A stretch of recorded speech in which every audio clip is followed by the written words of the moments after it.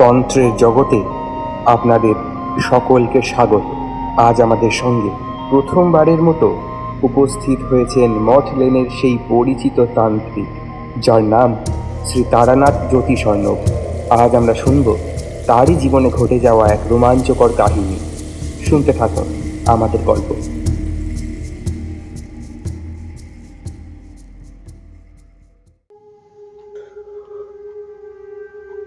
দেখো, তোমরা এই কাজটা মোটেও ভালো করছো না। এর ফল কিন্তু অত্যন্ত ভয়ঙ্কর হবে। তোমাদের প্রাণ সংশয় হতে পারে। মৃত মানুষের অভিশাপ তোমাদের জীবনে দুঃস্বপ্নের মতো ঘুরে বেড়াবে। তাই বলছি, চলে যাও এই শ্মশান ভূমি থেকে। এ স্থান তোমাদের জন্য নয়। আর এটা কোনো শৌখিন ভ্রমণের উদ্যান নয়। এ স্থান অশরীরীদের আস্তানা। আর এখানে কোনো অশোভন আচরণ করলে তার ফল কিন্তু খুব ভয়ঙ্কর হবে। আর তেনারা তোমাদের পিছন পিছন তোমাদের সংসারে প্রবেশ করে তোমাদের জীবন নরকে পরিণত করে দেবে।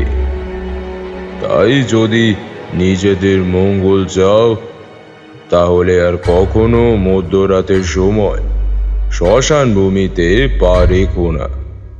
কারণ এই মধ্যরাতের সময় এই শ্মশান ভূমি জীবন্ত হয়ে ওঠে সেই সব অশরীরী অস্তিত্বের জন্য, যারা বহুকাল আগেই নিজেদের পার্থিব জীবনের পরিসমাপ্তি ঘটিয়েছে।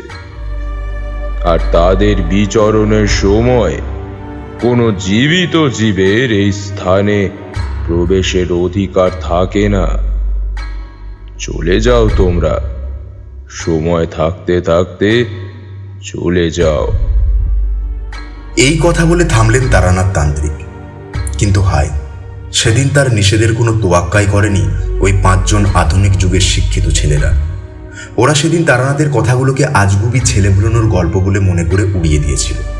আর তারপর ওরা 4 জন যেই কাজটা ওই শ্মশান ভূমিতে দাঁড়িয়ে করেছিল, আর তার ফলে তাদের জীবনে কি ভয়ঙ্কর বিপদ ঘনিয়ে এসেছিল, সেই কথা ভাবলে আজও তারানাথের রাতের ঘুম ছুটে যায়।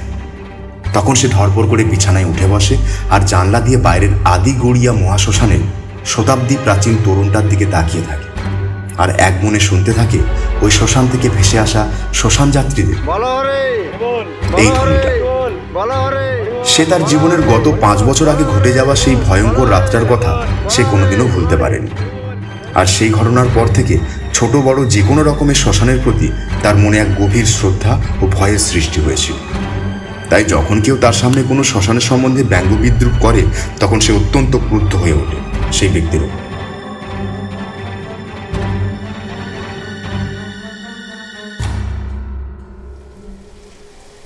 সময়টা শ্রাবণ মাসের একটা বর্ষমুখর সন্ধ্যা।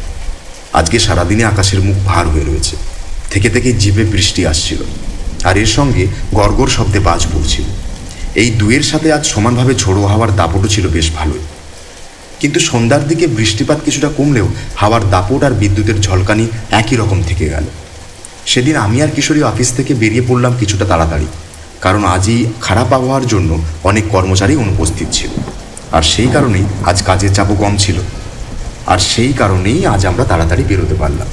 অফিস থেকে বেরিয়ে কিশোরী আমাকে বলল, ভাইয়া, এই বৃষ্টিমুখর সন্ধ্যায় বাড়িতে গিয়ে কি আর করব, তার থেকে চলো এখান থেকে একটা ট্রাম ধরে নিয়ে যাই মঠ লেনে তারানাথের বাড়ি। আর আজকেই সন্ধ্যাবেলায় তার কাছ থেকে কিছু ভৌতিক গল্প শুনে আসি। আর এর ফলে আজকে সন্ধ্যাটা আমাদের বেশ ভালোই জমে উঠবে। কিশোরীর মুখে এই কথাটা শুনে আমার মনটাও খুশি হয়ে উঠল। আর আমি মনে মনে ভাবলাম, আজকে তো আমার বাড়িতে একাই আছি, কারণ আমার গিন্নি আর আমাদের ছেলেদেরকে নিয়ে ওর বাপের বাড়িতে ঘুরতে গেছে। আর তাই এমন দিনে কি ঘরে একা একা ভালো লাগবে? এর থেকে তারানাথের বাড়ি গেলে সময়টাও কেটে যাবে ভালোভাবে, আর নতুন কিছু গল্পও শোনা যাবে। আর তাই আমি কিশোরীর প্রস্তাবটা মেনে নিলাম। এরপর আমরা দুজনে এগিয়ে গিয়ে একটা ফাঁকা ট্রামে উঠে পড়লাম, আমি আর কিশোরী। তারপর সেই ট্রাম তার আপন গতিতে এগিয়ে চলল কলকাতা শহরের রাজপথ ধরে। আর ট্রামের জানলা দিয়ে আমি আর কিশোরী দেখতে লাগলাম বৃষ্টি ভেজা কলকাতার রাজপথগুলো। আমি দেখলাম রাস্তার বেশ কিছু জায়গায় 1 হাঁটু জল দাঁড়িয়ে গেছে। এই সমস্ত দৃশ্য দেখতে দেখতে প্রায় ঘন্টাখানেক পর আমাদের ট্রামটা এসে উপস্থিত হলো মডেল লেনের সামনে। এরপর আমি আর কিশোরী নেমে পড়লাম ট্রাম থেকে। আমরা নেমে যাওয়ার পর ট্রামটা চলে গেল দক্ষিণেশ্বরের দিকে। এবার আমরা এগিয়ে গেলাম মটলনের সেই সরু গলিটার দিকে। গলিতে ঢোকার আগে কিশোরী তারনাথের জন্য পাশের মুদি দোকান থেকে একটা পাসিং সোপ এর প্যাকেট কিনে নিল। তারপর আমরা দুজনে প্রবেশ করলাম গলিটার ভেতরে। গলির ভেতরে প্রবেশ করার জন্য আমার প্রায়ই মনে হয় এই স্থান যেন আধুনিক কলকাতার স্থান না। এই স্থানে আজও প্রাচীনত্বের ছোঁয়া আছে, আর তার সাক্ষ্য বহন করেছে এই গলির ভেতরে অবস্থিত বাড়িগুলো। আর সব কিছুকে ছাপিয়ে এই গলির মূল আকর্ষণের কেন্দ্রবিন্দু হয়ে আছে তারানাথের বাড়ি, আর তার বাড়ির দেওয়ালে লাগানো ওই সাইনবোর্ডটা, যেখানে আজও জলজল করে সেই নামটা, তারানাথ জ্যোতির্বিনোদ। আর এই নামের নিচে অনেক গণ্যমান্য ব্যক্তিবর্গের স্বাক্ষর তারানাথকে আজও প্রসিদ্ধ করে রেখেছে। এই সমস্ত কিছু ভাবতে ভাবতে আমি আর কিশোরী এসে উপস্থিত হলাম তারানাথের বাড়ির সদর দরজার সামনে। তারপর কিশোরী দরজায় টোকা দিল। এরপর ভেতর থেকে ভেসে এলো তারানাথের গলা। সে বলছে, এইবার চারি মা, একটু দেখ তো মা, এই সময় কে এলো? এরপর আমরা শুনতে পেলাম চারির গলা। সে বলছে, দেখছি বাবা। এরপর চারি তাড়াতাড়ি উপরতলা থেকে সিঁড়ি দিয়ে নিচে নেমে এলো, আর তারপর সদর দরজার গেটটা খুলে দিল। এরপর আমাদের দুজনকে দেখে সে একগাল হাসি দিয়ে বলল, আসুন কাকাবাবু, আপনারা ভেতরে আসুন। ক্ষমা করবেন, দরজাটা খুলতে দেরি হয়ে গেল। চারির কথা শুনে আমি তাকে বললাম, এতে ক্ষমা চাওয়ার কি আছে চারিমা? আমরা কিচ্ছু মনে করিনি। এরপর আমাদের দুজনকে চারি নিয়ে এলো উপরতলার বৈঠকখানায়, আর আমাদের বলল, কাকাবাবু, আপনারা এই ঘরে বসুন। আমি বাবাকে বলছি আপনারা এসেছেন। এই কথা বলে চারি চলে গেল। এরপর মিনিট 20 পরে তারানাথ এলেন বৈঠকখানায়। তারপর আমাদের দেখে একগাল হাসি দিয়ে বললেন, আরে কি ব্যাপার, এই বাদলা দিনে আমার ডেরায়? ঘরে মন টিকছিল না বুঝি? তারানাথের এই কথার পরিপ্রেক্ষিতে কিশোরী তারানাথকে বলল, আসলে ঠাকুর মশাই, এই পাতলা দিনে ভৌতিক গল্প বেশ ভালোই জমে। আর আপনার মুখ থেকে এইরকম দিনে ভৌতিক গল্প শোনার লোভে আমরা আর সামলাতে পারিনি, তাই চলে এলাম আপনার কাছে। কিশোরীর কথাটা শুনে তারানাথের মুখটা উজ্জ্বল হয়ে উঠল। এবার তারানাথ আমাদের উদ্দেশ্যে বললেন, সে তোমরা সত্যি বলছো, এই বৃষ্টি মুখর সন্ধ্যায় ভৌতিক গল্প বেশ ভালোই জমে। কিন্তু আমি যে সমস্ত ভৌতিক গল্প তোমাদের শোনাই সেগুলো সবই সত্য ঘটনা, কোনোটাই ছেলে ভোলানো গল্প নয়। আর তাছাড়া তোমাদের তো আগেই বলেছিলাম যে এই গল্প বলার গুণটা আমি আমার বাবার থেকেই পেয়েছিলাম। এই ক্ষমতাটা আমাকে দেবার জন্য আমি চিরকাল আমার বাবাকে নত জানু হয়ে প্রণাম করি। কিন্তু আজ যদি আমি তোমাদের মতো শিক্ষিত হতে পারতাম, তাহলে এই ঘটনাকে কাজে লাগিয়ে বড় বড় বই পুস্তক লিখে সাহিত্যিক উপাধি পেয়ে যেতাম। আব তা যাক সে কথা।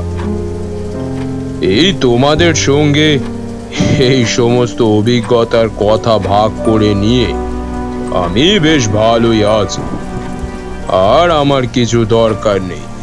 আমাদের এই কথোপকথনের সময় চারি ঘরে প্রবেশ করে আমাদের জন্য 3 কাপ চা আর গরম গরম ফুলুরি দিয়ে গেল। এরপর তারানাথ আমাদের বললেন, আবার তোমরা আগে খেয়ে নাও, তারপর গল্প শুরু করছি। কিশোরী তারানাথের জন্য আনা পাসিং শোয়ের প্যাকেটটা তারানাথের হাতে তুলে দিল, আর তারপর তারানাথের ওই প্যাকেট থেকে একটা সিগারেট বের করে সেটাকে ধরিয়ে মনের সুখে টান দিলেন।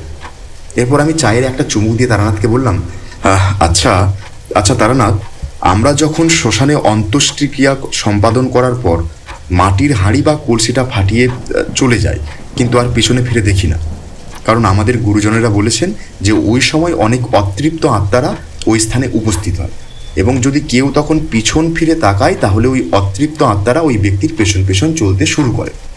এটা কি সত্যিই হয় নাকি সবই প্রচলিত কল্পকাহিনী? যদি আপনি আপনার এই তন্ত্র সাধনার জীবনে কখনো আপনি এই রকম কোনো ঘটনার সম্মুখীন হয়ে থাকেন, তাহলে আজকে আমাদের এই গল্পটাই বলুন, আমরা সেই গল্পটাই শুনবো। আমার কথাই কিশোরীয় সম্মতি জানিয়ে তারানাথকে বলল, হ্যাঁ ঠাকুর মশাই, আপনি আজকে আমাদের সেই গল্পটা বলুন, আমরা শুনবো। আমাদের এই কথা শুনে তারানাথ সিগারেটের লম্বা একটা টান দিয়ে তারপর সিগারেটের অবশিষ্টাংশ ছাইদানি হিসেবে ব্যবহৃত নারকেলের মালাটাই গুঁজে দিতে দিতে আমাদের বললেন, আমি আমার এই তন্ত্র সাধনার জীবনে অধিকাংশ সময়টাই বিভিন্ন গ্রামে গঞ্জের শ্মশানে সাধনা করে কাটিয়েছিলাম। আর এই কারণেই আমি শ্মশানের নানান রকমের অলৌকিক ভৌতিক ঘটনা নিজের এই মানব চোখে প্রত্যক্ষ করেছিলাম। আমি নিজেও কখনো কখনো সেই সমস্ত অশরীরী অস্তিত্বের রোষের মুখে পড়েছিলাম, কিন্তু আমার গুরুদেব আর প্রভু কাল ভৈরবের কৃপায় সেই সব অশুভ শক্তির প্রভাব থেকে রক্ষা পেয়েছিলাম।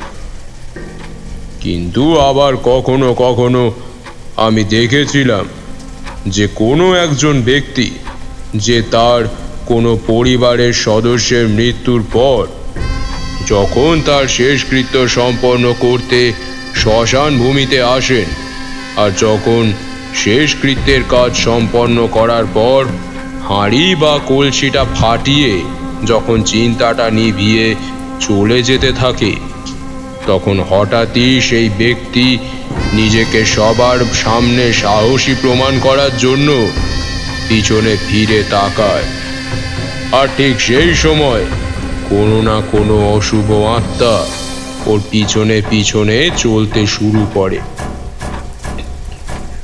সেই ব্যক্তি ওই অশরীরী আত্মাকে দেখতে পায় না, কিন্তু আমরা যারা তন্ত্র সাধনা করেছি তারা কিন্তু বুঝতে পারি যে ওই ব্যক্তির সাথে কোনো এক অশরীরী অস্তিত্ব গিয়ে উপস্থিত হয়েছে ওই ব্যক্তির সংসারে।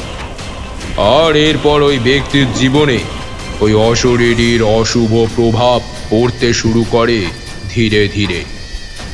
ওই ব্যক্তির জীবন ওই অশরীরী পুরো ছাড়খাড় করে দেয়, এমনকি ওই ব্যক্তির প্রাণ পর্যন্ত ওই অশরীরী নিয়ে নেয়। তাই শ্মশান ভূমিতে নিয়ে ছেলে খেলা করা একদমই উচিত নয়। শ্মশান ভূমি আমাদের ইহলোক এবং পরলোকের মধ্যিখানের সংযোগস্থল, আর এই স্থানেই ঠিক করা হয় যে কোন আত্মা ঊর্ধ্বগতি লাভ করবে আর কোন আত্মা অধোগতি লাভ করবে। ঊর্ধ্বগতি লাভকারী আত্মা সমস্ত সাংসারিক মোহমায়া ত্যাগ করে অমৃত লোকের পথে পা বাড়ায়, আর তখন সে ওই পৃথিবীর জন্ম মৃত্যু চক্রে আবদ্ধ হয় না। কিন্তু যে সকল আত্মারা অধোগতি প্রাপ্ত হয় তারা আর মুক্তি লাভ করে না, তারা অতৃপ্ত আত্মা হয়ে চিরকাল ওই শ্মশান ভূমিতে ঘুরতে থাকে, আর সুযোগ পেলেই মানুষের ক্ষতি করে, তাদের ভয় দেখায়, আবার এমনকি মানুষের প্রাণ পর্যন্ত এরা নিয়ে নিতে পারে। তাই যখন কেউ শ্মশান ভূমিতে প্রবেশ করে তখন ভুলেও চলো যাই এই কথাটা যেন উচ্চারণ না করে, কারণ এর ফলে কোনো না কোনো অতৃপ্ত আত্মা তখন ওই ব্যক্তির সাথে সাথেই চলতে শুরু করে। তাই শ্মশানে একমাত্র অন্ত্যেষ্টি ক্রিয়া সম্পাদন করতে আসা ছাড়া এমনি শৌখিন ভ্রমণের জন্য আসাটা একদমই উচিত নয়। আর মধ্যরাতে তো শ্মশানে প্রবেশ করাটাও একদমই সঠিক সিদ্ধান্ত নয়, কারণ মধ্যরাতের নিস্তব্ধ পরিবেশে যখন সাধারণ মানুষেরা গভীর ঘুমে আচ্ছন্ন থাকে, ঠিক সেই সময় শ্মশান ভূমি জীবন্ত হয়ে ওঠে, আর তখন মুক্তি না পাওয়া অতৃপ্ত আত্মাদের দল হাহাকার করতে থাকে। এই সময় যদি তাদের জগতে কোনো সাধারণ মানুষের অনধিকার প্রবেশ করে বসে, তাহলে ওই অতৃপ্ত আত্মারা চিল শকুনের মতো ঝাঁপিয়ে পড়ে ওই ব্যক্তির ওপর আর তাকে হত্যা করে পৈশাচিক আনন্দে মেতে ওঠে। আমি আমার এই তন্ত্র সাধনার জীবনে ঠিক 5 বছর আগে ঘটেছিল এক ভয়ঙ্কর ঘটনা, যেটা আজও মাঝে মাঝে আমার জাগ্রত তন্দ্রায় আমাকে দেখা দিয়ে যায়। কিন্তু সত্যি বলতে আমি এই ঘটনায় পরোক্ষভাবেই জড়িত ছিলাম। কিন্তু এই ঘটনাটা ঘটেছিল 4 জন অল্প বয়সী শহুরে যুবক আর যুবতীদের সাথে। আর তাদের সাথে ঘটে যাওয়া এই রোমহর্ষ ঘটনাটা তাদের সমস্ত যুক্তি তর্ক বিজ্ঞান মনস্কতা সবকে একেবারে ধূলিসাৎ করে দিয়েছিল। এই ঘটনার পর ওদের 4 জনের শ্মশান ভূমির প্রতি একটা আলাদাই ভয়ের সৃষ্টি হয়েছিল। আর সেই সময়ের পর থেকে ওরা আর কোনো দিনও ভুলেও মধ্যরাতে শ্মশান ভূমিতে প্রবেশ করার সাহস করেনি।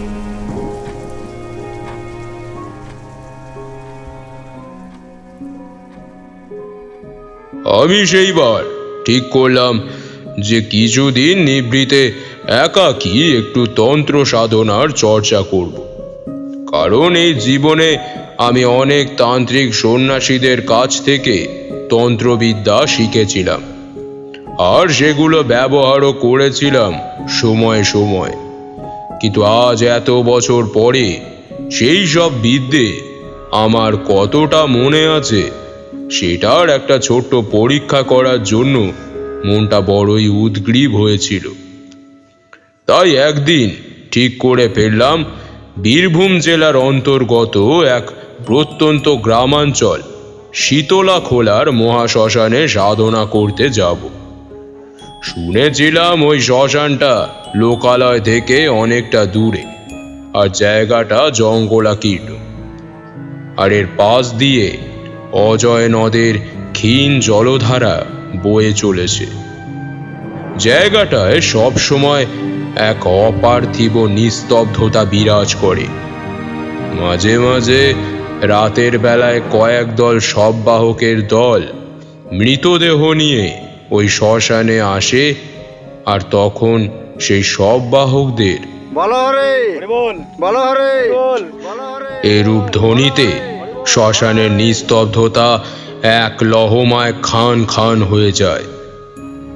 এরপর পারলৌকিক ক্রিয়া সম্পন্ন করে যখন ওরা সবাই ওখান থেকে চলে যায়, তখন ওই নিভে যাওয়া চিতার থেকে বেরিয়ে আসা কালো ধোঁয়ার বলয় থেকে শুনতে পাওয়া যায় এক অপার্থিব কণ্ঠস্বর। আমাকে একা ফেলে যেও না তোমরা, আমাকেও সাথে নিয়ে চলো।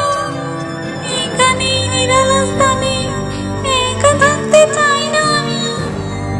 আমি আমার হারানো সংসারে ফিরে যেতে চাই। চলে যেও না তোমরা, ফিরে এসো, ফিরে এসো, ফিরে এসো। আমি যে তোমাদেরই একজন, দয়া করে ফিরে এসো। এই ডাক সেই অতৃপ্ত আত্মাদের ডাক, যে মৃত্যুর পরও শান্তি পায়নি। ওই শ্মশানে এই রকম অনেক অশরীরী অতৃপ্ত আত্মাদের বাস, আর এরা ওই শ্মশানের হাওয়া বাতাসে মিশে থাকে। আবার কখনো কখনো এরা শরীর ধারণ করে ঘুরে বেড়ায় ওই শ্মশানে। তা যাই হোক, আমি সেবার আমার ঝোলায় সাধনার জন্য প্রয়োজনীয় জিনিসপত্র সমূহ গুছিয়ে নিয়ে বেরিয়ে পড়লাম হাওড়া স্টেশনের উদ্দেশ্যে। তারপর বিকেল 4টের মধ্যেই আমি এসে উপস্থিত হলাম স্টেশনে। স্টেশনে পৌঁছে আমি একটা টিকিট কেটে নিলাম। আমার ট্রেন রামপুরহাট ফার্স্ট প্যাসেঞ্জার ছিল বিকেল 5:30টায়। সেই মতো আমি কিছুক্ষণ বসে রইলাম হাওড়া স্টেশনের যাত্রী প্রতীক্ষালয়। এরপর ঠিক 5:30 নাগাদ হাওড়া রামপুরহাট ফার্স্ট প্যাসেঞ্জারের খবর হলো। সেটা শোনার পর আমি প্রতীক্ষালয় থেকে বেরিয়ে নির্দিষ্ট প্ল্যাটফর্মে চলে এলাম। আর কিছুক্ষণের মধ্যেই আমার ট্রেনটাও চলে এলো। আমি উঠে পড়লাম ওই ট্রেনটায়। এরপর আমি গিয়ে জানালার পাশের সিটটায় বসলাম। কামরাটা বেশ ফাঁকাই ছিল। আমি বাদে আর জনা পাঁচেক লোক ওই কামরাটায় ছিল। সিটে বসে থাকতে থাকতে আমি শুনতে পাচ্ছিলাম ট্রেন ছাড়ার খবর হচ্ছে। ঠিক 6:30টায় ট্রেনটা ছেড়ে দিল। আমি আর এবার জানলার দিকে বাইরে তাকিয়ে দেখতে পেলাম ধীরে ধীরে প্ল্যাটফর্মের আলো ঝলমল পরিসরকে পেরিয়ে ট্রেন অন্ধকারের সীমার মধ্যে প্রবেশ করছে। আর ওই অন্ধকারের মধ্যে বড় গাছপালা, ধান ক্ষেত, লাল মাটির পথ সমস্ত কিছু ওই চলন্ত ট্রেনের সঙ্গে ছুটে চলেছিল। এই সমস্ত দৃশ্য দেখতে দেখতে আমি কখন যেন সিটে মাথা রেখে ঘুমিয়ে পড়েছিলাম, তা আমি নিজেও জানি না কতক্ষণ এভাবে আমি ঘুমিয়েছিলাম। কিন্তু আমার ঘুমটা ভাঙলো একজন কুলির হাঁক ডাকে। ঘুম ভাঙতে আমি দেখলাম আমার ট্রেনটা এসে উপস্থিত হয়েছে রামপুরহাট জংশনে। আর এটাই ছিল এই ট্রেনটার যাত্রাপথের অন্তিম স্টেশন। আর আমারও গন্তব্যস্থল এই রামপুরহাটই। তাই এবার আমি আমার সমস্ত জিনিসপত্র গুছিয়ে নিয়ে ট্রেন থেকে নেমে পড়লাম প্ল্যাটফর্মে নেমে আমি প্ল্যাটফর্মে থাকা বড় ঘড়িটায় দেখলাম তখন বাজে রাত 9:30। গ্রামাঞ্চলে রাত 9:30 মানে হলো মধ্যরাত, কিন্তু কলকাতা শহরে রাত 9:30টায় পাড়ার চায়ের দোকানেও চায়ের আড্ডা চলে। সে যাই হোক, আমি এবার স্টেশন থেকে বেরিয়ে এসে দেখি রাস্তাঘাট পুরো শুনশান। মানুষজন তো দূরে থাক, একটা কুকুর বেড়াল পর্যন্ত রাস্তায় নেই। এই রকম অভিজ্ঞতা আমার আগেও হয়েছে, কারণ তন্ত্র সাধনার জীবনে আমি বহুবার এই রকমই রাতের বেলায় গ্রামের পথ দিয়ে হেঁটে শ্মশানে মশানে গিয়েছিলাম সাধনার জন্য। আর তখন পথঘাট এমনই নির্জন ছিল। যেহেতু আমার ছোটবেলা গ্রামেই কেটেছিল, তাই আর এই সমস্ত ব্যাপারে আমার আর ভয় ডর লাগে না।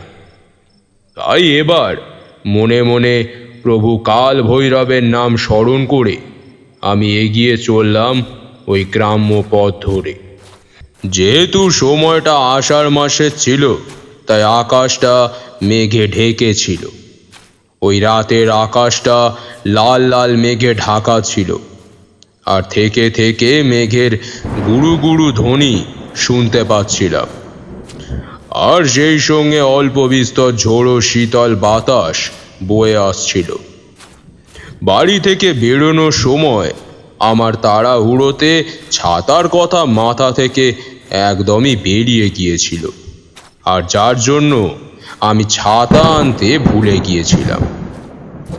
আর এখন আকাশের পরিস্থিতি দেখে মনে ভয় সৃষ্টি হতে লাগলো, কারণ এখন যদি ঝড় বৃষ্টি শুরু হয়ে যায় তাহলে মাথা গোঁজার মতো স্থান পাওয়াটা মুশকিল হয়ে যাবে।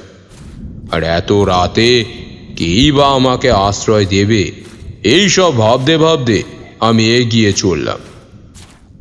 বেশ কিছুটা দূর এগিয়ে আসার পর কাছেই কোথাও কড়কড় শব্দে বাজ পড়ল, আর সেই সঙ্গে টিপ টিপ করে বৃষ্টি পড়তে শুরু করলো।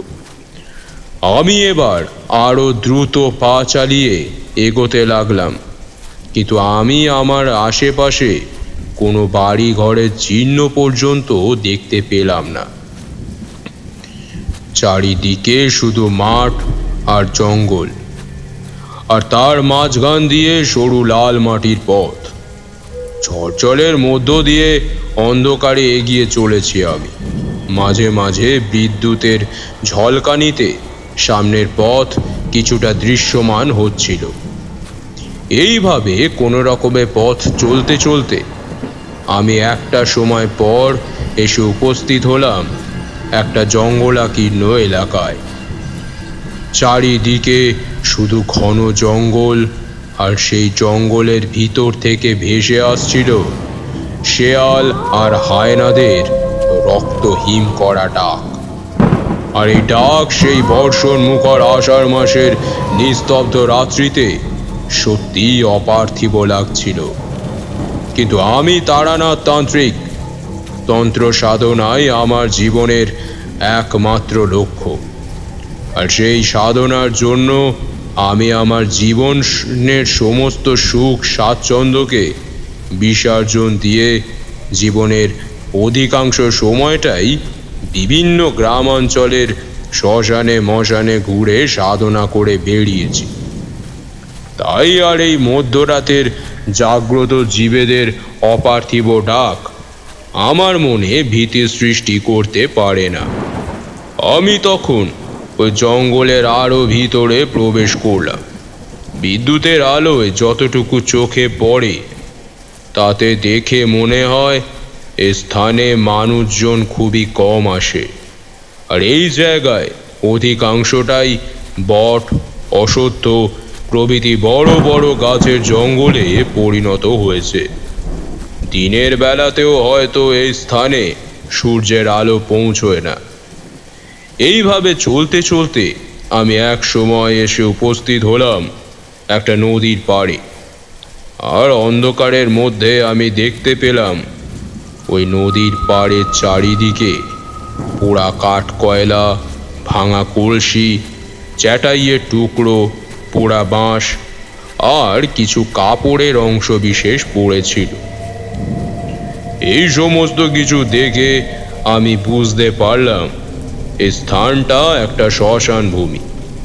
আর তোমাদের তো আমি আগেই বলেছি, গ্রামাঞ্চলের শ্মশান শহরের শ্মশানের তুলনায় একদমই আলাদা হয়।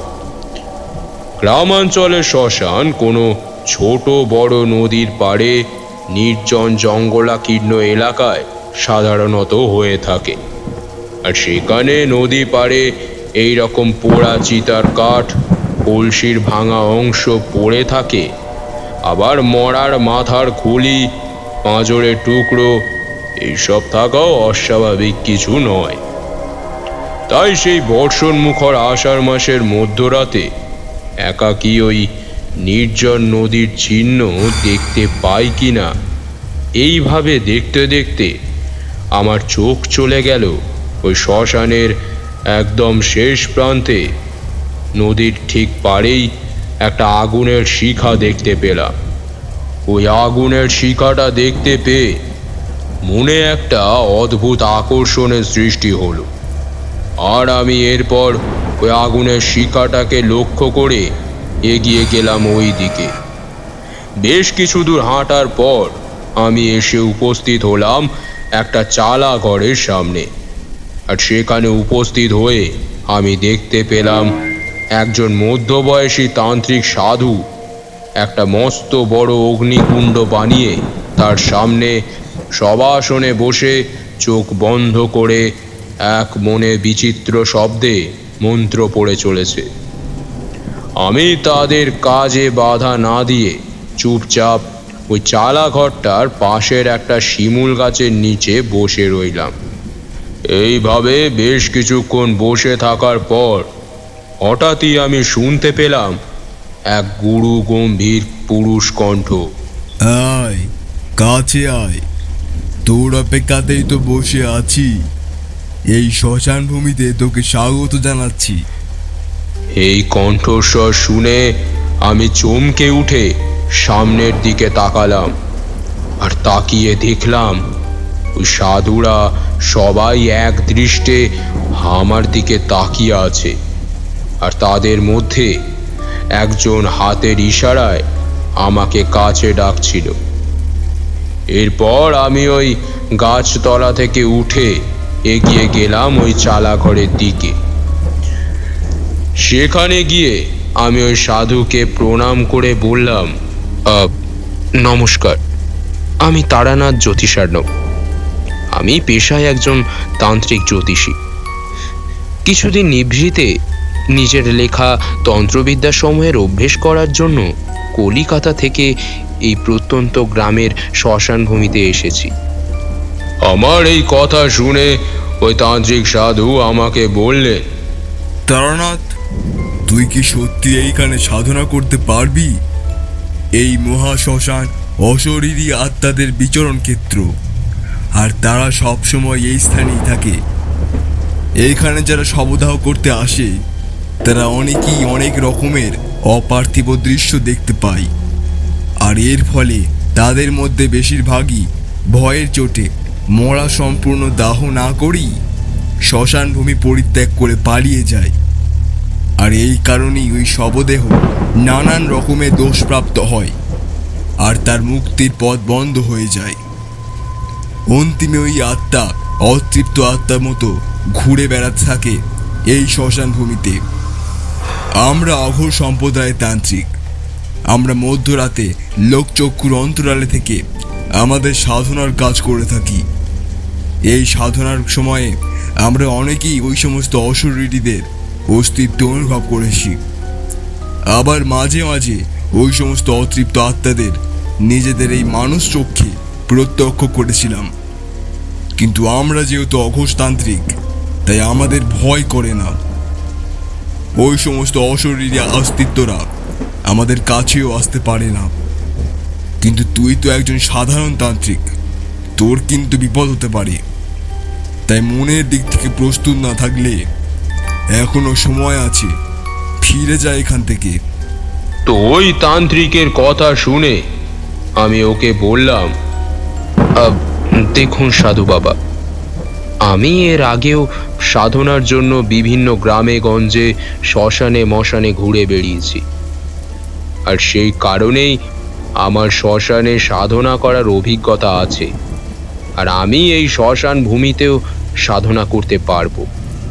আমার কথা শুনে ওই তান্ত্রিক সাধুর মুখটা উজ্জ্বল হয়ে উঠল, আর তারপর তারা আমাকে বললেন, ঠিক আছে তারানাথ, তুই এই শ্মশানে সাধনা করতে পারবি, তোকে আমি অনুমতি দিচ্ছি। কিন্তু একটা শর্ত আছে, তুই যতদিন এই শ্মশানে সাধনা করবি ততদিন তোকেই নজর রাখতে হবে যেন মধ্যরাতে কোনো বাইরের মানুষ শবদাহ ব্যতীত এই শ্মশানে প্রবেশ করতে না পারে। কারণ এমন অনেক মানুষই আছে যারা শ্মশানের পবিত্রতা আর নিস্তব্ধতাকে নষ্ট করার চেষ্টা করে। তারা এই শ্মশান ভূমিতে নানা রকমের অশোভন আচরণ করে, আর এই জন্য শ্মশান বিরাজকারী অতৃপ্ত আত্মারা রাগান্বিত হয়, যার পরিণাম ভোগ করতে হয় সেই সব মানুষদেরই। তাই আমরা চাই না শবদাহ ব্যতীত অন্য কোনো কারণ ছাড়া সাধারণ মানুষের প্রবেশ ঘটুক এই শ্মশানে। এটা দেখার দায়িত্ব আমরা তোকেই দিচ্ছি তারানাথ। যদি কোনো অশোভন আচরণ ঘটে আর তার ফলে কোনো অতৃপ্ত আত্মা রাগান্বিত হয়ে ওঠে কোনো মানুষের ওপর, তাহলে সেই মানুষদের রক্ষা তোকেই করতে হবে। তোকে সব রকমের সাহায্য করব, কিন্তু আসল কাজ তোকেই করতে হবে। আসল হলো নিয়তি, সে যেমন চায় তেমনভাবে সকলকে চলতে হয়। আমরা কেউই নিয়তির খেলার বাইরে নই রে। তো এই কথা বলার পর ওই সাধুরা আমাকে নদী পাড়ের আরেকটি চালা ঘরে নিয়ে এলো, আর এই চালা ঘরটা একদম শ্মশানের শেষ প্রান্তে অবস্থিত। শ্মশানের শেষ প্রান্তে অবস্থিত হওয়ার ফলে আমি এই স্থানে বসে যেমন নিভৃতে কিছুদিন তন্ত্র সাধনার অভ্যেস করতে পারবো, ঠিক তেমনই এই গোটা শ্মশানটার ওপর নজর রাখতে পারবো। এরপর ওই সাধু আমাকে বললেন, তারানাথ, এই স্থানে বসেই তুই তোর সাধনার কাজ করতে পারবি। আমি সব সময় তোর পাশে থাকব। যে কোনো রকমের সমস্যার পাশে তুই আমাকে পাবি। এই কথা বলে ওই সাধুরা ওই স্থান থেকে চলে গেলে। ওনাদের চলে যাওয়ার পর আমি ওই চালা ঘরে প্রবেশ করলাম। আর তারপর সেদিন রাতে আমার সঙ্গে আনা কিছু শুকনো খাবার খেয়ে সেদিনের মতো ঘুমিয়ে পড়লাম।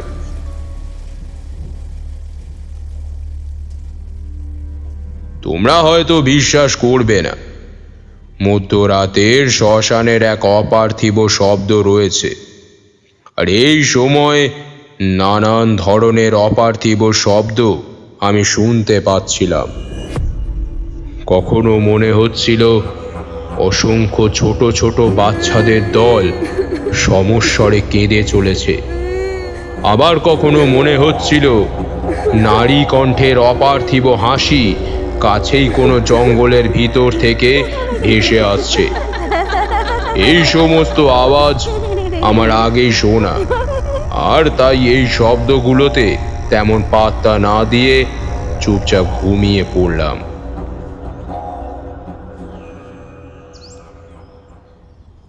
পরের দিন সকালে ঘুম থেকে উঠে প্রাতকর্ম সম্পাদন করে আমি ওই শ্মশানটাকে ঘুরতে ঘুরতে দেখতে লাগলাম। আমি দেখলাম ওই শ্মশানে যত্রতত্র ছড়িয়ে রয়েছে অসংখ্য মৃত মানুষের হাড় গোড়, নরমুণ্ড, পোড়া কাঠ কয়লার টুকরো, ভাঙা কলসি, চ্যাটাইয়ের টুকরো আর মাংসের টুকরো। এই সমস্ত দৃশ্য যে কোনো সাধারণ মানুষের হৃদস্পন্দন থামিয়ে দেওয়ার পক্ষে যথেষ্ট ছিল। এই সমস্ত দৃশ্য দেখতে দেখতে আমার সেদিন সারাটা দিন কেটে গেল। আর তারপর দুপুর বেলায় খাওয়া দাওয়া সেরে একটু পুকুর পাড়ে বসে রইলাম। সেদিন সন্ধ্যের পর আমি আমার সাধনার উপকরণ সমূহকে নিয়ে চালাঘর থেকে কিছুটা দূরে জঙ্গলের কাছে গিয়ে অগ্নিকুণ্ড প্রজ্বলিত করে আসন করে বসলাম। তারপর ধীরে ধীরে গুরুদেবের দেওয়া বীজ মন্ত্র এক মনে জপ করতে লাগলাম। আর মাঝে মাঝে ওই অগ্নিকুণ্ডের ভিতরে টাটকা বিভূতি আহুতি দিতে লাগলাম। এইভাবে বেশ কিছু সময় অতিবাহিত হয়ে গেল। ক্রমশ রাত বাড়তে লাগলো। সাধনা চলাকালীন সময়ে আমি শুনতে পেলাম দূর থেকে এই হরিধ্বনির শব্দ শুনতে পেলাম। আর মনে মনে অনুমান করলাম গ্রামের কোনো ব্যক্তি হয়তো মারা গেছেন। আর শ্মশান বাহকরা হয়তো তাকেই দাহ করার জন্য এসেছে। আমি আসনে বসে থাকতে থাকতে দেখতে পেলাম দূরে চিতার আগুন জ্বলে উঠেছে। আর সব বাহকরা এক এক করে সবাই পারলৌকিক ক্রিয়া সম্পন্ন করে চলে যেতে লাগলো ওই শ্মশান ছেড়ে। আর চিতার আগুনটা ধিকি ধিকি করে জ্বলতেই থাকলো। আমি সেদিক থেকে দৃষ্টি সরিয়ে নিয়ে সাধনায় মনোনিবেশ করলাম। এইভাবে নির্জনে আরও কিছুটা সময় কেটে গেল। ধীরে ধীরে এবার মধ্যরাতের নিস্তব্ধতা এসে ঘিরে ফেলল গোটা শ্মশান ভূমিটাকে। আমি তখন চোখ বন্ধ করে এক মনে গুরু প্রদত্ত বীজ মন্ত্র জপ করে চলেছি। ঠিক এমন সময় আমার কানে ভেসে এলো কিছু অল্প বয়সী যুবকদের হাসাহাসির শব্দ। হাসির শব্দ শুনে আমি বুঝতে পারছিলাম যে ওরা কেউই প্রকৃতস্থ অবস্থায় নেই, সবাই নেশাগ্রস্ত অবস্থায় আছে। এরপর আমি সজাগ হয়ে ওদের কথোপকথন শুনতে লাগলাম। এই বিশু, তুই জানিস এই শ্মশানে রাতের বেলায় নাকি তেনাদের দেখতে পাওয়া যায়। আমার আবার তেনাদের নাম শুনলেই ভয় লাগে। তোরা সবাই বললি বলেই আমি এখানে এসেছি, না হলে আমি এতক্ষণে বাড়িতে গিয়ে ঘুমিয়ে পড়তাম। দৌড় সালা ব্যাটার ছেলে, এত বড় হয়ে গেছিস এখনো ছোট বাচ্চাদের মতো ভূতে ভয় পাস? শোন, এইসব ভূত টুত সব ফালতু জিনিস। যদি সত্যি থেকে থাকতো তাহলে এখনই আমাদের সামনে উপস্থিত হয়ে যেত আর আমাদের সব কটার ঘাড় মুটকে রক্ত চুষে খেত। কিন্তু কোথায় কি, একটা কুকুর অবধি চোখে পড়ছে না, আর কি না এখানে ভূত রয়েছে। এই দেখ, এখানে থাকার মধ্যে শুধু একটা চিতা জ্বলছে, তাও সেটা প্রায় নিভে এসেছে। এখন যদি কেউ বলে এটার মধ্যে ভূত আছে, তাহলে আজ আমি নিজের শরীরের জল দিয়ে ওই চিতা নিভিয়ে ভূতকে জব্দ করব। তাহলেই সালা তোদের বিশ্বাস হবে আমার কথায়। এই কথা বলে ওই ছেলেটা একটা অট্টহাসি দিয়ে উঠল। আমি এতক্ষণ চুপ করে আসনে বসে শুনছিলাম ওদের কথোপকথন, কিন্তু শেষ কথাটা শুনে আমি আর আসনে বসে থাকতে পারলাম না। উঠে পড়লাম আসন থেকে, তারপর এগিয়ে গেলাম ওদের দিকে। আমি বললাম, এই তোমরা কারা? আর এত রাতে এই শ্মশানে কি করতে এসেছো? চলে যাও এখান থেকে, স্থান তোমাদের জন্যে নয়। এখানে অতৃপ্ত আত্মারা ঘুরে বেড়ায়, আর তাদের বিচরণ ক্ষেত্রে বিনা অনুমতিতে প্রবেশ করে তোমরা মোটেও ঠিক কাজ করোনি। এখনো সময় আছে, ফিরে যাও স্থান থেকে। এটা তোমাদের কোনো শৌখিন ভ্রমণের উদ্যান নয় যে নেশা করে এসে মাতলামি করবে, অসভ্যতা করবে। তোমরা হয়তো জানো না যে এই স্থানের হাওয়ায় বাতাসে মিশে আছে অতৃপ্ত আত্মারা। তোমরা তাদের দেখতে না পেলেও ওরা কিন্তু তোমাদের দেখতে পাচ্ছে। আর যদি এখন এই স্থানে তোমরা কোনো অশোভন আচরণ করো, তাহলে তার পরিণাম অত্যন্ত ভয়ঙ্কর হবে। আমার এই কথা শুনে বিশ্বেশ্বর ওরফে বিশু নামের ওই যুবক আমাকে বলল, আপনি কি আমাদের বাচ্চা ছেলে মনে করেছেন যে এই রাত দুপুরে ভূত প্রেতের গপ্প শুনিয়ে ভয় দেখাবেন আর আমরাও ভয় পেয়ে যাব? যান যান, নিজের কাজে যান, আমাকে আমার কাজ করতে দিন। আজকে আমি আমার শরীরের জল দিয়ে ওই চিতা নিভিয়ে দেব, আর আপনার সমস্ত ভূত প্রেতদের নিজের গোলাম বানিয়ে নিয়ে যাব। দেখি আমাকে আজকে আটকায়। আমি তার মুখে এই কথা শুনে তাকে বললাম, এই সর্বনাশ তুমি করো না। মৃত মানুষের আত্মার অভিশাপ নেমে আসবে তোমার জীবনে। আগুন নিয়ে খেলা করো না। মৃত মানুষের আত্মার অভিশাপ কতটা ভয়ঙ্কর হতে পারে তার কোনো ধারণা তোমাদের নেই। এই সর্বনাশ তোমরা করো না। কিন্তু আমার এই কথা ওদের কর্ণকুহরে প্রবেশ করলো না। এরপর ওই বিশু আমার চোখের সামনে ওই চিতার ওপর প্রস্রাব করে দিল, আর সাথে সাথেই ওই চিতা ধিক ধিক করে জ্বলতে থাকা আগুনটা নিভে গেল। সঙ্গে সঙ্গে দূরের জঙ্গলের ভিতর থেকে ভেসে এলো শিয়াল আর হায়নাদের রক্তহীন করা ডাক। এরপর বিশু অট্টহাসি দিয়ে বলে উঠল,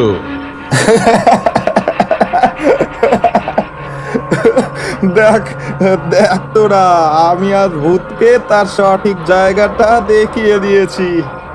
আর কোনো দিনও কোনো ভূত প্রেত পিশাচ আমার সামনে আসতে পারবে না।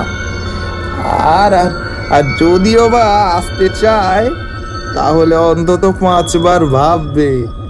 কি ঠাকুর মশাই, কোথায় আপনার অতৃপ্ত আত্মাদের দল? রাখুন তাদের, আমিও দেখি। আমি তো জানতামই এইসব আদবে বুজরুকি ছাড়া আর কিচ্ছু নয়, যত সব পয়সা উপার্জনের ফন্দি ফিকির। এই কথা বলে ওরা সবাই পিছন ফিরে চলে যেতে লাগলো। কিন্তু আমি তখন ওদের উদ্দেশ্যে, বিশেষ করে বিশুর উদ্দেশ্যে বললাম, কাজটা তুমি মোটেও ভালো করলে না বিশ্বেশ্বর। এর পরিণামের জন্য প্রস্তুত থেকো তুমি। এরপর ওরা চলে যাওয়ার পর আমি গিয়ে বসলাম ওই আসনে। কিন্তু সাধনায় আর মন বসাতে পারলাম না। আর এদিকে তখন আমার কানে ভেসে আসছিল এক অপার্থিব পৈশাচিক কণ্ঠস্বর। আমার চিতার ওপর যে প্রস্রাব করেছিস তার সর্বনাশ আমার হাতেই ঘটবে। আজকের রাতটা তার জীবনের অন্তিম রাত। আগামীকাল আমার চিতার পাশে তার চিতাও জ্বলবে, তবেই হবে আমার শান্তি।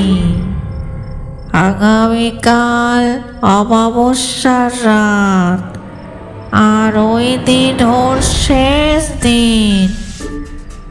আমার হাত থেকে ওর নিস্তার নেই। এরপর আমি শুনতে পেলাম এক গগন বিদারী অট্টহাসি, আর সেই হাসিতে কেঁপে উঠেছিল গোটা শ্মশান ভূমি।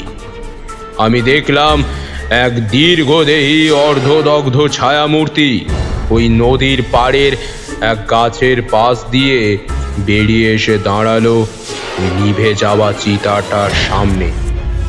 আর তারপর ওই চিতা থেকে কিছুটা ছাই হাতে তুলে নিয়ে কিছুক্ষণ এক দৃষ্টে তাকিয়েছিল ওই ছাইটার দিকে। এই সময় আমি ওই ছায়ামূর্তিটার চোখ দুটো ভালো করে দেখলাম। আমি দেখলাম ওই চোখ দুটো আগুনের ভাটার মতো জ্বলছিল, আর সেই চোখ দুটো ছিল এক সর্বনাশী চাহনি। এই দৃশ্য দেখে আমি কিছুটা ভয় পেয়ে গেলাম, কারণ এখন আমি বেশ ভালোই বুঝতে পারছি যে বিশ্বেশ্বরের জীবনে ঠিক কি ঘনিয়ে আসতে চলেছে।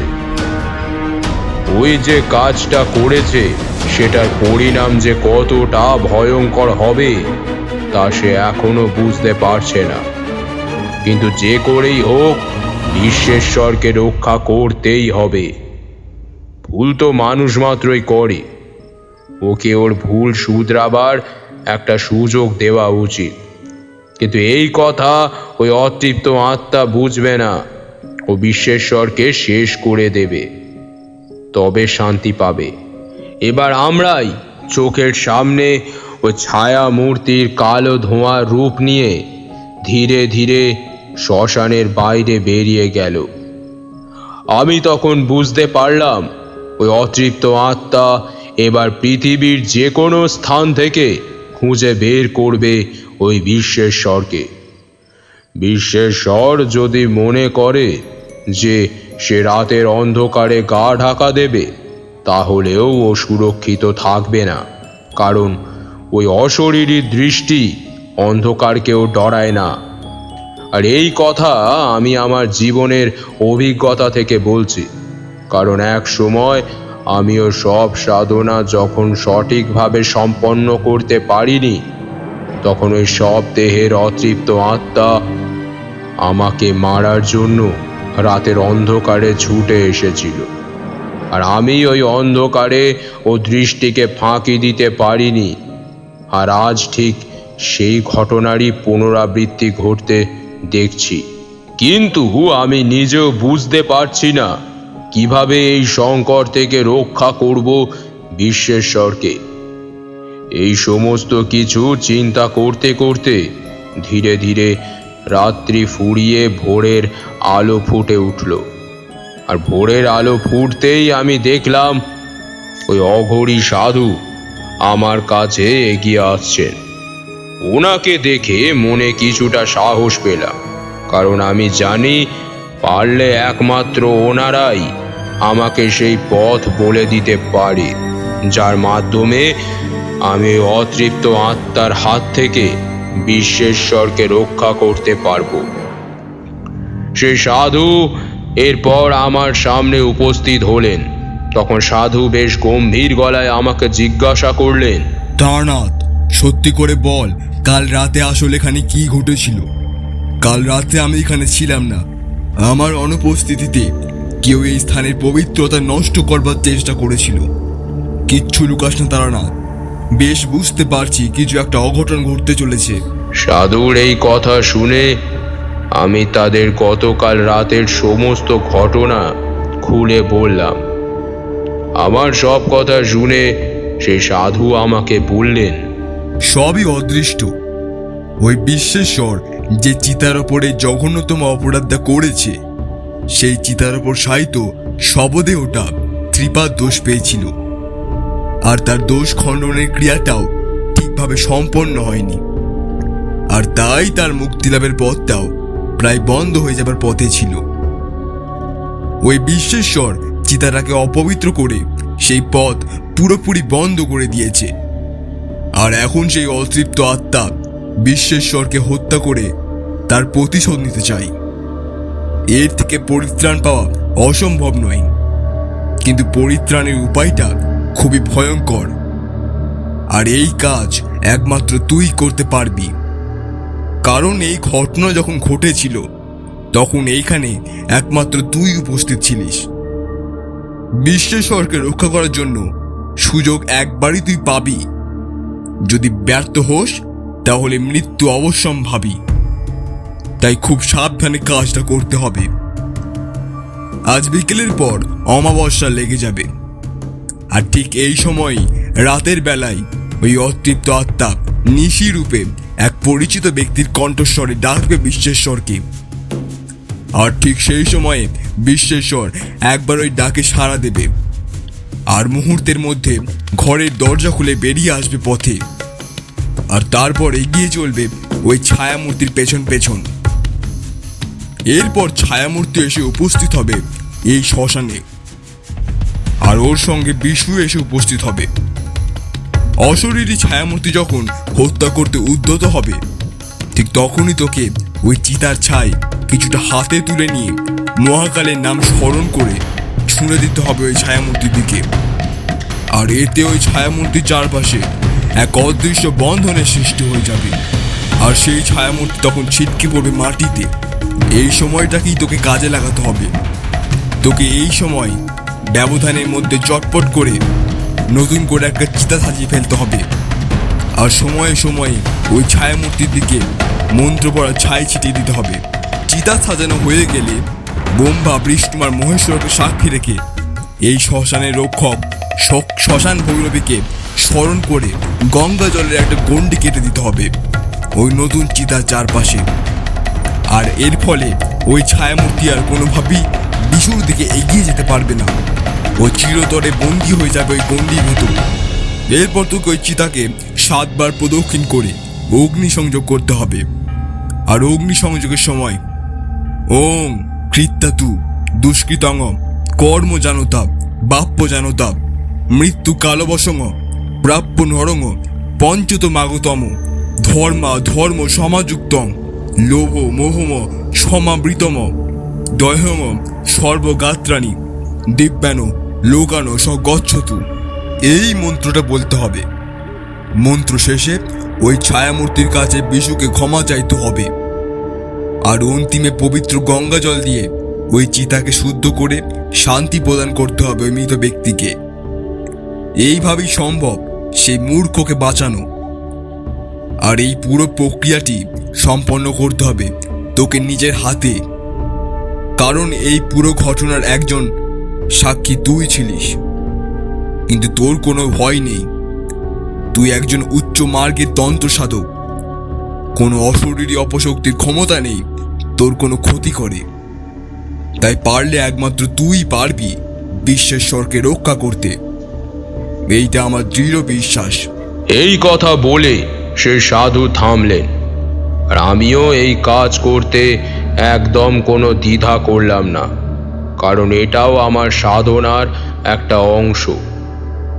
আমি আজ যদি একজন পথভ্রষ্ট মানুষকে রক্ষাই না করতে পারলাম, তাহলে আমার সমস্ত সাধনা ব্যর্থ বলে পরিণত হবে।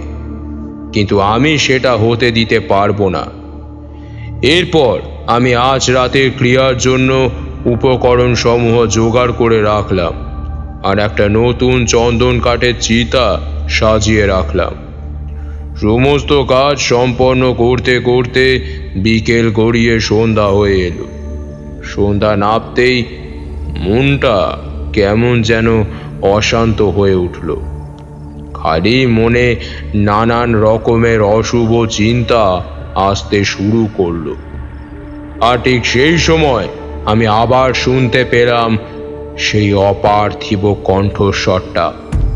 সময় এসে গেছে, কাল রাত্রে উপস্থিত হচ্ছে।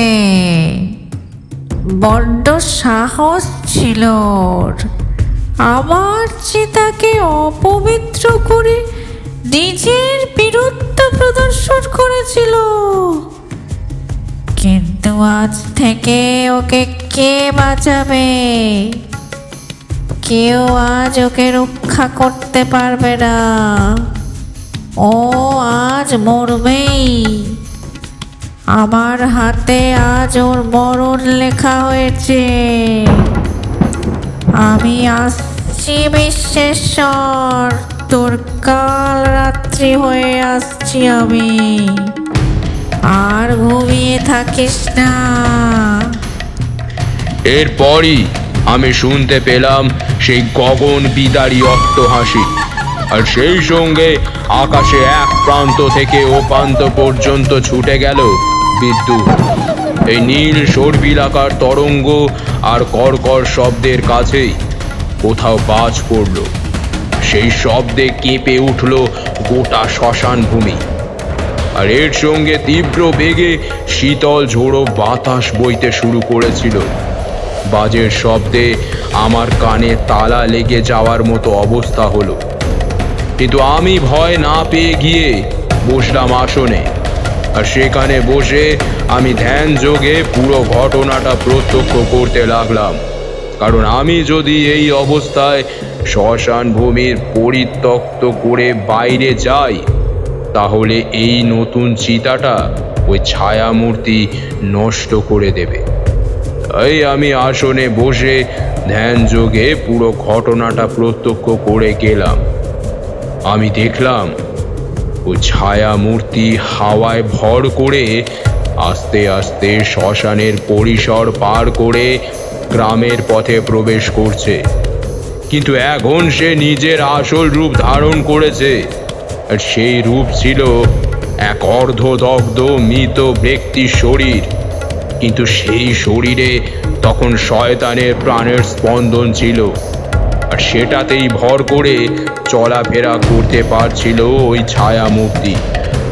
ধীরে ধীরে ওই ছায়ামূর্তি এসে উপস্থিত হলো একটা মাটির বাড়ির সামনে।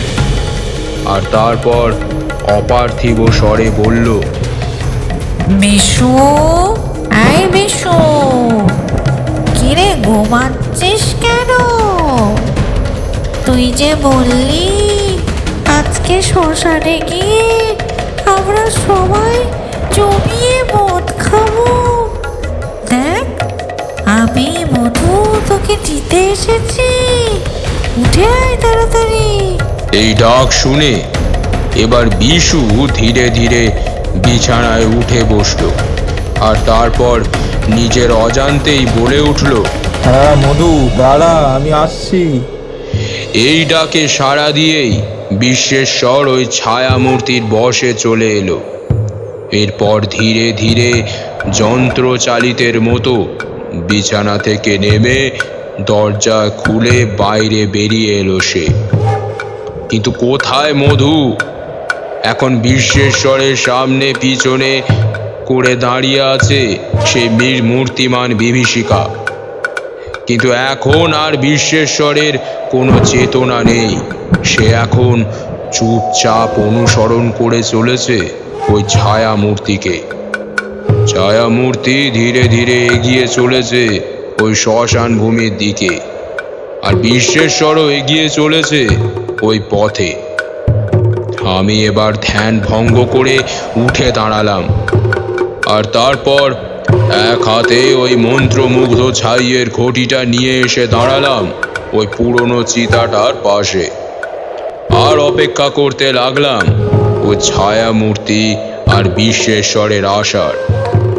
আমার অপেক্ষার অবসান ঘটিয়ে অবশেষে ওরা এসে উপস্থিত হলো। এরপর ওই ছায়ামূর্তি এক ঝটকায় বিশ্বেশ্বরের দিকে ঘুরে তাকালো। ওই বীভৎস ভয়ঙ্কর রূপ দেখে বিশ্বেশ্বর ভয়ে একটা গগন বিদারী চিৎকার করে উঠল। আর ততক্ষণে সে বুঝতে পেরেছে যে সে এখন এক মূর্তিমান কালরাত্রির সামনে উপস্থিত হয়েছে। ওকে ভয় পেতে দেখে ওই অশরীরী আত্মা একটা গগন বিদারী অট্টহাসি দিয়ে উঠল। আর ঠিক সঙ্গে সঙ্গে কড়কড় শব্দে বাজ পড়ল ওই শ্মশানের মধ্যে। সে অশরীরী হাসি থামিয়ে বিশ্বেশ্বরকে বলল, কিরে বিশু, ভয় পাচ্ছিস কেন? তুই নাকি বিরাট সাহসী, আর তুই নাকি ভূত প্রেতদের নিজের বাড়ির দাসীবাদী বানিয়ে রাখিস? তাহলে এখন কেন ভয় পাচ্ছিস? তোর ভয় পাওয়াই উচিত, কারণ আমি তোর যোগ। আর আজ এই অমাবস্যার রাতে এই শ্মশান ভূমিতে আমি তোকে বেড়ে আমার প্রতিশোধ পূরণ করব।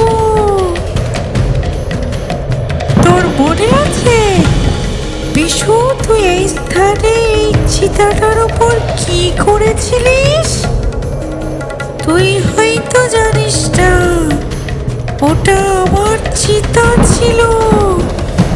আর আজ তোর জন্য আমার মুক্তি হলো না, এর শাস্তি তোকে পেতেই হবে। এরপর ওই অশরীরী আত্মা অট্টহাসিতে ফেটে পড়তে লাগলো। আর ঠিক এমনই সময় আমি দেখলাম বিশ্বেশ্বর ওই আত্মার সামনে হাঁটু গেড়ে বসে হাত জোর করে ক্ষমা চাইতে লাগলো। আমায় আমায় মাফ করে দাও। আমি নেশার ঘরে এই কাজ করেছিলাম। আমাকে মেরো না, আমি তোমার সদ্গতির ব্যবস্থা করব। আমাকে ছেড়ে দাও। কিন্তু ওই আত্মা কোনো কথা না শুনে এক হাত দিয়ে বিশ্বেশ্বরের গলা টিপে ধরল, আর ওই কঙ্কালসার হাতে চাপে দম আটকে আসতে শুরু করলো বিশ্বেশ্বরের। আমি এবার আসন থেকে উঠে হাতে কিছুটা মন্ত্রপুত ছাই নিয়ে মহাকালের নাম স্মরণ করে ছুঁড়ে মারলাম ওই ছায়ামূর্তির দিকে। আর সঙ্গে সঙ্গে শোঁ শোঁ শব্দে একরাশ ঝোড়ো বাতাস বয়ে এলো শ্মশানের মধ্যে। আর ওই ছায়ামূর্তির কঙ্কালসার হাতের বেষ্টনী শিথিল হয়ে এলো, আর সে বিশ্বেশ্বরকে ছেড়ে দিয়ে ছিটকে পড়ে গেল মাটিতে। এবার সে আমার দিকে তাকিয়ে গঙ্গানির স্বরে আমাকে বলল, তান্ত্রিক, তুই পারবি না ওকে রক্ষা করতে। আমি আমার প্রতিশোধ পূরণ করবই। আর আমার পথে যদি কেউ বাধা হয়ে দাঁড়ায়, তাহলে তাকে আমি শেষ করে দেব। সে বিশুকে মারতে পুনরায় উদ্ধত হলো। এবার আমি ওই ঘটি থেকে গঙ্গা জল কিছুটা নিয়ে নতুন তৈরি করা চন্দন কাঠের চিতার ওপর ছিটিয়ে দিলাম। আর এর ফলে ওই অশরীরী থমকে দাঁড়িয়ে পড়ল, আর এগোতে পারল না। কারণ এখন ওর চারপাশে এক পবিত্র বন্ধনের সৃষ্টি হয়েছে। ওই বন্ধন ও কিছুতেই কাটাতে পারবে না। আমি আর কাল বিলম্ব না করে একটা জ্বলন্ত মশাল তুলে নিলাম নিজের হাতে, আর হাতের ইশারায় বিশুকে ডেকে নিলাম।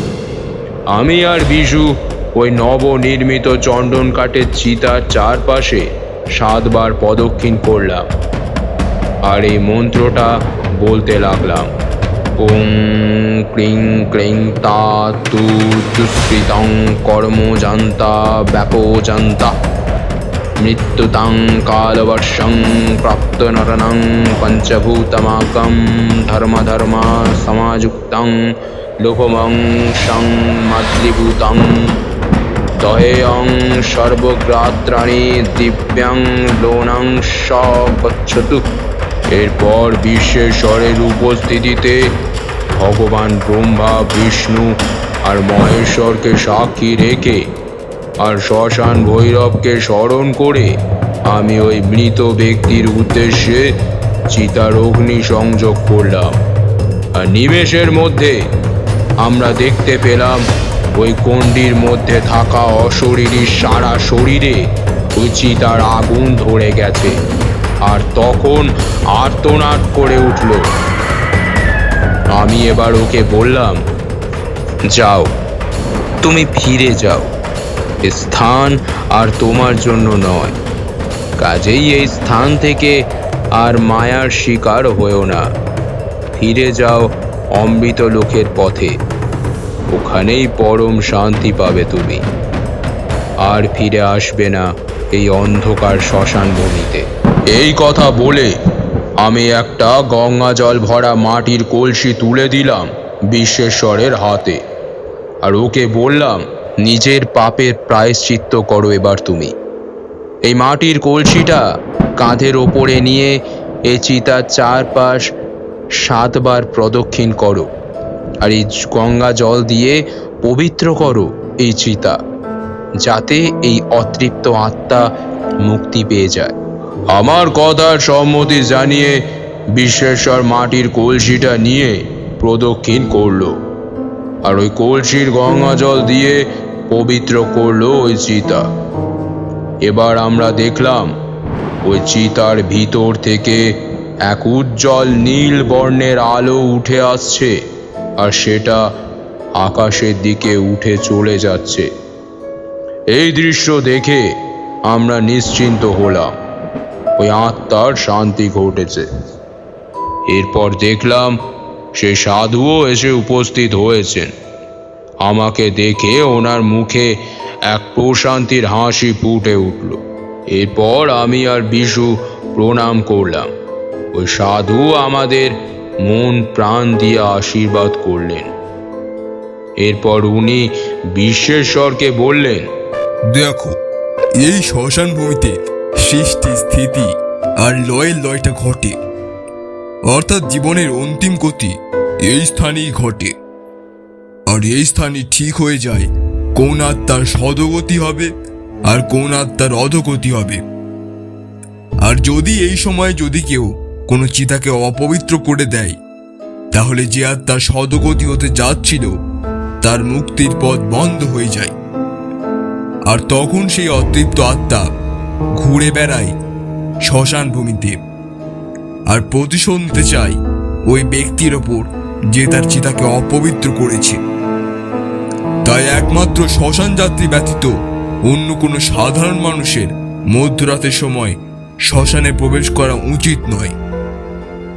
তুমি বিশ্বেশ্বর আমাদের সামনে প্রতিজ্ঞা করো, জীবনে আর কোনোদিন এইরকম অশোভন আচরণ শ্মশান ভূমিতে করবে না, কারণ আজ তোমার ভাগ্য ভালো ছিল বলে তুমি এই যাত্রায় রক্ষা পেলে, কিন্তু সব সময় এমন নাও হতে পারে। এরপর বিশ্বেশ্বর আমাদের সামনে প্রতিজ্ঞা করলো ও আর কোনো দিন এমন করবে না। এরপর পরের দিন ভোরবেলায় আমি ওই সাধুদের কাছ থেকে বিদায় নিয়ে চলে এলাম কলকাতায়।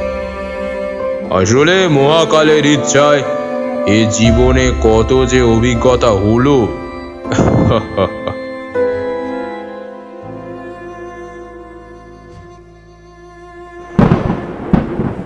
এত অবধি বলে থামলেন তারানাথ, আর আমরাও এতক্ষণ মন্ত্রমুগ্ধের মতো শুনে যাচ্ছিলাম গল্পটা। গল্প শেষ হতে আমি আর কিশোরী উঠে পড়লাম, আর তারপর তারানাথের কাছ থেকে বিদায় নিয়ে চলে এলাম সেদিনের মতো। বাইরে তখন বর্ষণ ধারার প্রভাব অনেকটাই কমে এসেছিল।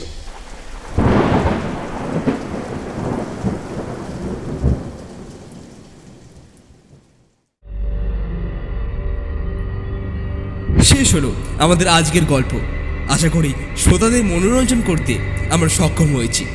যদি সত্যি ভালো লেগে থাকে তবে লাইক ও কমেন্ট করে অতি অবশ্যই সাবস্ক্রাইব করবেন, কারণ আপনাদের সাহচর্যই আমাদের পাথেয়। দেখা হবে আবার এক নতুন গল্পের সাথে। ততদিন সুস্থ থাকুন এবং সঙ্গে থাকুন।